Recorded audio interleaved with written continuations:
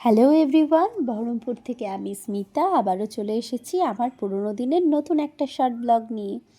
আমরা বেশ কিছুদিন আগে যখন আমার ভাইয়ের বিয়ে চলছিল সবাই এক জায়গায় ছিলাম, তো তার জন্যে তখনই বেরিয়ে পড়েছিলাম মাঝে একটা দিন আমার মাদের দেশের বাড়ি ঘুরতে। তবে সে বাড়ি আর এখন নেই, সেই জায়গাটায় আর কি একটু ঘুরে দেখার জন্য চলেছিলাম। তো গ্রামের তো যেতে অবশ্যই ভালো লাগে, তো চলে এসেছি আমরা। সামনেই পুকুর রয়েছে, এটাও সেই মাদেরই ছিল, এখন আছে কিনা আমার অতটা জানা নেই। তারপরে এই বাড়ির চারপাশটা দাদা ঘুরে দেখতে শুরু করেছে, আমরাও একটু ঘুরলাম, তবে জঙ্গল হয়ে গেছে, ভয় লাগছে। মাসি এবার দেখাচ্ছে দাদুর ডাক্তারখানা কোথায় ছিল, সেখান থেকে শুরু করে বাড়িতে আর কোথায় কোথায় কি ছিল। আমাদের অনেকটা জায়গা ছিল না, আমাদের এইদিকে ছিল আমাদের বড় ঘরটা, হ্যাঁ লেবু গাছ ছিল ওখানে, বাইরে ছিল উপরে দোতলায় ঘর, ওইদিকে লম্বা বারান্দা, ওই কোনায় ছিল পায়খানা বাথরুম, তারপরে গোলা একটা, তারপরে তুলসী মন্দির ছিল গোলার সামনাসামনি, রান্নাঘর ওই দিকটায়।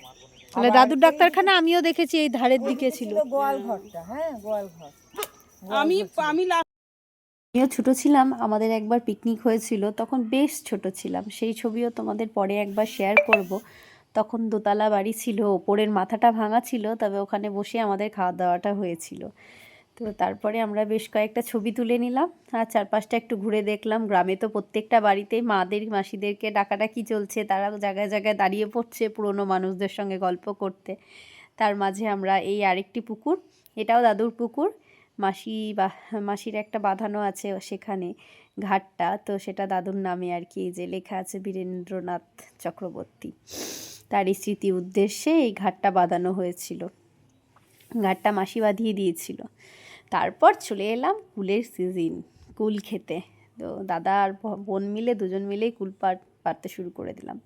গলার অবস্থা একদমই ভালো নেই, এখনও পর্যন্ত ঠিক হচ্ছে না, তার জন্য ভয়েস ওভার দেওয়াই যাচ্ছে না, মাঝে মাঝে অনেকটা দিনই কেটে গেল, ভিডিওটা আর এডিটিং করা হচ্ছে না। এইবার দাদা মনের সুখে কুল তুলে নিচ্ছে।